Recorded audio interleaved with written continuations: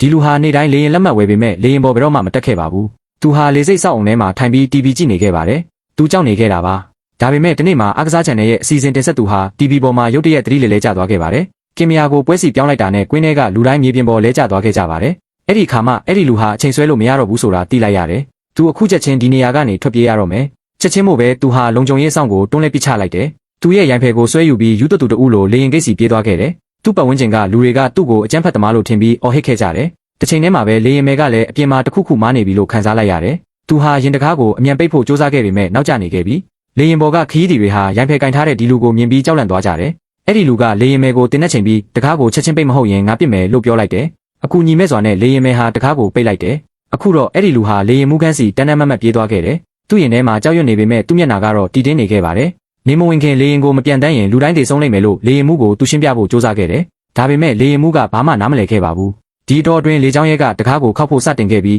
အဲ့ဒီလူရဲ့အာယုံပြန့်လွင့်သွားခဲ့တယ်လေရင်မှုကအခွင့်အရေးကိုမြင်ပြီးသူ့တင်နက်ကိုလူဖို့စူးစမ်းခဲ့တယ်ဒါပေမဲ့တင်နက်ကပြစ်ခတ်မိသွားပြီးကြီးစံဟာလေရင်မှုရဲ့လက်ထဲတက်တက်ဝင်သွားခဲ့ပါတယ်အခုတော့လေရင်မှုဟာလက်တစ်ဖက်တည်းနဲ့လေရင်ကိုမပြန်တန်းနိုင်တော့ပါဘူးတွဲဖက်လေရင်မှုကိုလည်းဘယ်နေရာမှရှာမတွေ့ခဲ့ပါဘူးအခုညီမဲ့စွာနဲ့အဲ့ဒီလူဟာဒေါသထွက်နေတဲ့ရင်မောင်းခန်းစီပြန်သွားခဲ့ပါတယ်လေရင်မောင်းတက်တဲ့သူရှိလားလို့အော်ဟစ်မေးမြန်းခဲ့တယ်အဲ့ဒီအခါကယ်လီလို့ခေါ်တဲ့အမျိုးသမီးတဦးကကျမရဟတ်ရင်မောင်းတက်တယ်လို့ပြောခဲ့ပါတယ်အဲ့ဒီလူဟာသူမရဲ့အကူအညီနဲ့လေရင်ကိုစတင်မောင်းနှင်ခဲ့ပါတယ်အခုလေရင်လေရဲရောက်နေပြီသူမဟာလေရင်မှုကိုနေဝင်ရနောက်ပတ်စီကိုပြန်တန်းဖို့အမိန့်ပေးခဲ့ပါတယ်လေရင်ခဏတာတည်ငြိမ်သွားတဲ့အခါလေရင်မှုကဘာလို့လဲနေဝင်သွားရင်တေးတယ်ဆိုတာဘာကိုဆိုလိုတာလဲလို့မေးခဲ့ပါတယ်အဲ့ဒီအခါရင်းမုံလို့အမိရတဲ့အဲ့ဒီလူကကျွန်တော်ကနေတိုးတက်မတော်ကဘုံမှုတူပါနေကပုံတန်ထန်ပြောင်းသွားပြီဆိုတဲ့ရှို့ဝက်စည်းဝေးတစ်ခုကိုကျွန်တော်မတော်တဆကြားခဲ့ရတယ်အခုနေရဲ့ရောင်ကြီးတွေဟာအဆောက်အုံတွေထဲပုံနေရင်တောင်အသက်ရှိသမျှကိုမိရှို့ပစ်မှာပါတိုက်ရိုက် TV မှာလဲကျသွားတဲ့ကစားသမားကဓာတ်ရဲ့တက်တွေပဲအခုသူတို့ဟာနေရောင်ကိုရှောင်ရှားပြီးအမောင်ထဲမှာဆက်လက်ပြန်တန်းနေရမယ်မဟုတ်ရင်လူတိုင်းတေဆုံးတာတေချာတယ်လို့ပြောပြခဲ့ပါတယ်ဒါပေမဲ့လေရင်မှုနဲ့တခြားသူတွေကတော့ဘုံမှုရဲ့စကားကိုမယုံခဲ့ကြပါဘူး